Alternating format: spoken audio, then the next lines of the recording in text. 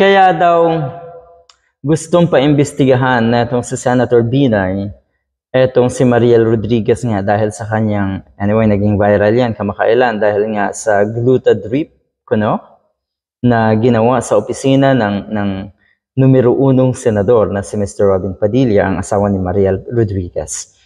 So dahil doon, abay pinag-usapan yan sa social media. Marami siyempre ang hindi po natin masasabing haters yung mga taong yun, pero mas maraming nag-isip ng tama na na-realize nila o natumbok nila na mali ang ginawa ni Mariel Rodriguez.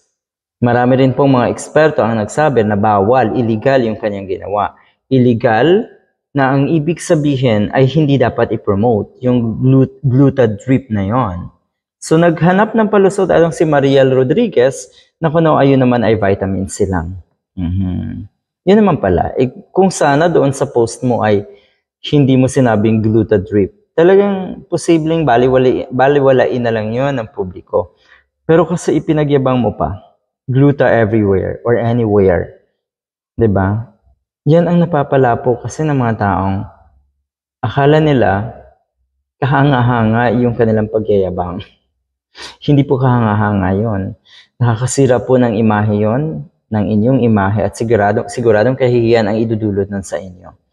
So sabi na si Mr. Daryl Yap, saan kaya nanggagaling daw ang galit sa Senator Nancy Binay? Hindi po galit sa Senator Nancy Binay. Madalas po kasi etong mga pulahan, etong mga diehard, pag pinuna yung kamalian nila, akala mo galit na yung pumuna. Hindi ba pwedeng sabihin na concern lang?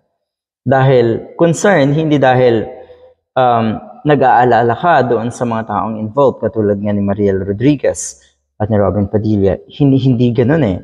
Pero siguro more on concern dahil baka pamarisan yung mga illegal na ginagawa nila. Baka gayahin ng mga kababayan natin. Yun po ang nakikita kong rason kung bakit pinagtutuunan nga ng pansin ni Senator Binay etong glutadrip issue na ito ni Mariel Padilla o Rodriguez Padilla.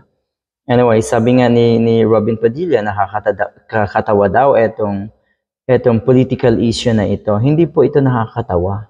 Ito po ay something na dapat seryosohin nyo at hindi na dapat kayo gumawa ng mga ganitong illegal na bagay.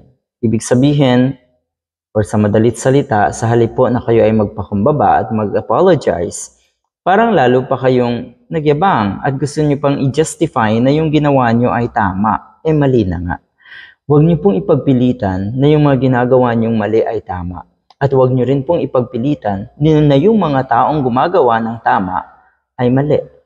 Ganyan ang nangyayari sa inyo eh. Baluktot ang kaisipan. Binabaluktot niyo rin ang kaisipan ng mga kababayan natin at ng publiko. Galit daw ba itong si Senator Binay sa mga taong nagpapaputi? Sort of a joke ito, pero yun nga, hindi galit. Walang galit kanino man.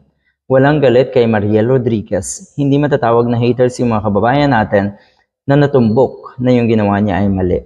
Pagiging concern na ulitin ko para hindi na pamarisa ng ibang tao. Kaya good luck.